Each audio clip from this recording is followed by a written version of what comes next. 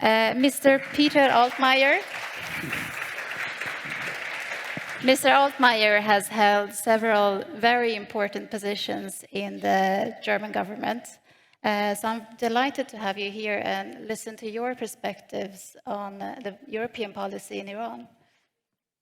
Yes, I will continue the analysis, but let me first, of course, extend a very warm thank you to the organizers of the meeting. And I know you are in the room, but tens of thousands around the globe and in Europe are listening and watching. And let me thank you, our European Iranians.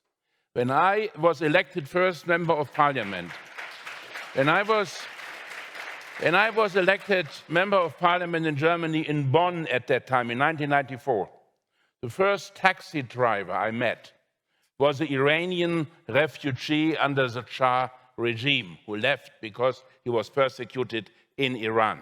And he told me that he was an academic.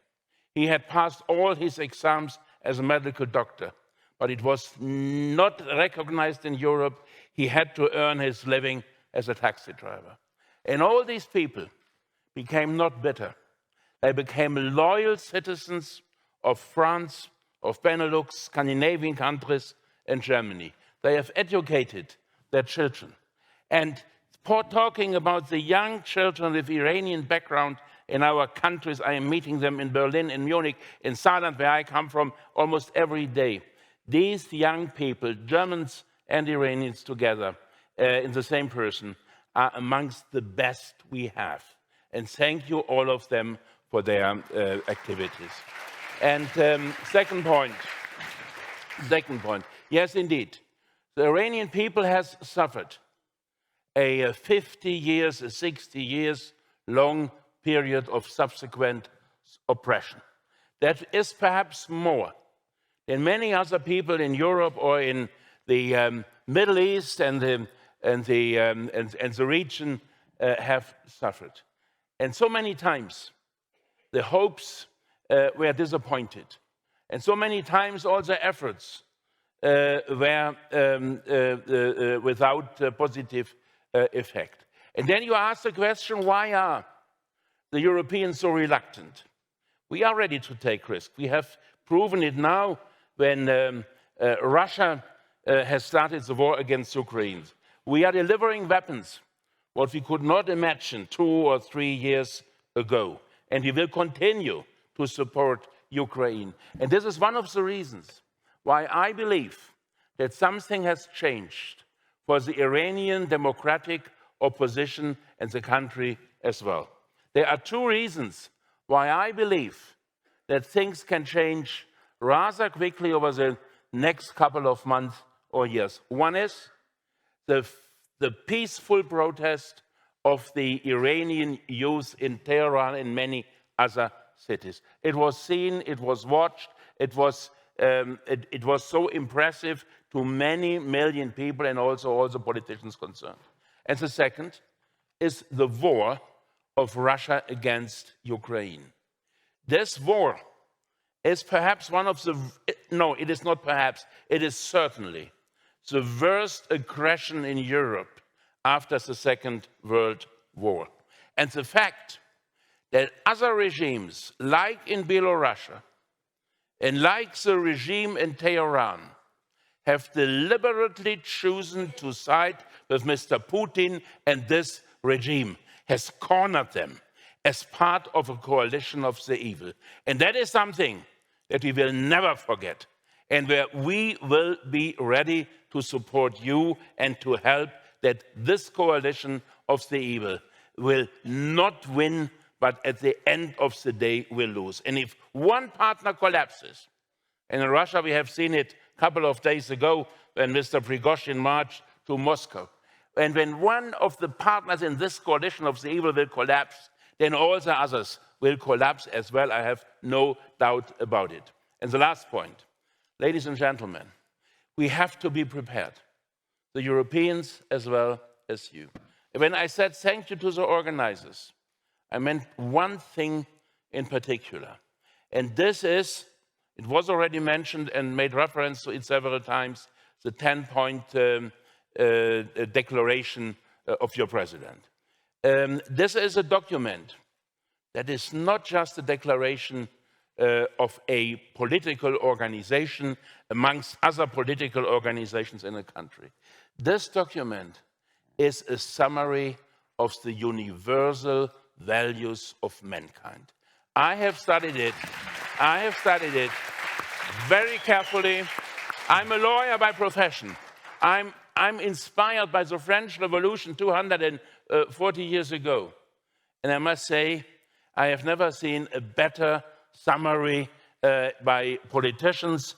And if I may suggest it to my colleagues in the German parliament, to my colleagues in the European Parliament, in other parliaments of member states, let's rally.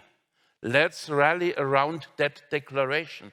It is not about choosing side for one or the other organization, but it is a point that we now have a basis for joint and common action. I read this morning, when I left Berlin for Paris, I read that the Parliament of Malta, the smallest EU country, has approved that declaration by majority. And perhaps we cannot win. We cannot win within days or weeks the support of all parliaments, but we have to try. And perhaps we will find local entities, municipalities, trade unions, employers' organizations, NGOs, human rights activists, who will realize that this is a document that can be signed up by every democratic person in the world. And I would wish it to become an icon for the peaceful change in Iran. And the very last point, yes, we Europeans have to think about a new agenda, the old agenda. And I will say it in order to also to explain what happened, not to defend, because it was unsuccessful. But the old agenda of the United States and Europe together was to avoid further proliferation of nuclear weapons. As more nuclear weapons are coming in the hands of authoritarian and totalitarian regimes, as less secure and safe all of us will be. And that was the reason why President Trump went to North Korea to meet the dictator there. And that was the reason why we tried to involve Iran, the regime, in an agreement.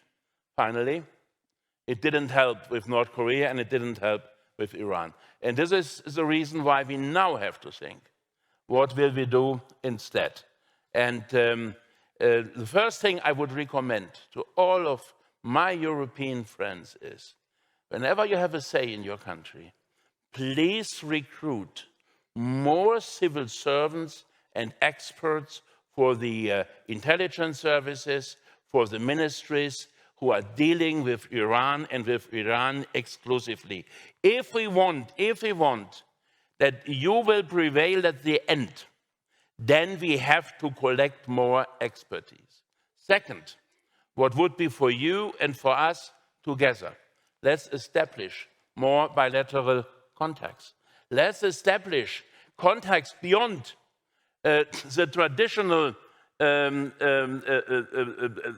traditional environment where you talk to some people in Germany and France, in Spain and other countries, in the UK. No, let's involve all the human rights activists and others, and let's say this is not a part of a power struggle in Iran, as we have seen in the past. This is a struggle between the principle of human dignity and democracy and a totalitarian aspiration of a regime that has never, ever been a legitimate power in this country, despite the facade that we all of us have seen. And then the last point is, let's perhaps try to support all the young people in Iran who have demonstrated, who have been protesters, who have been imprisoned, who have been excluded from certain jobs. Let's establish help schemes. Let's invite them to young people and universities in our countries as well. Let's give them the proof that they are not alone in the universe, but that they are part of an evolution where democracy and human values finally will prevail in more and more countries worldwide. Thank you very much for your attention.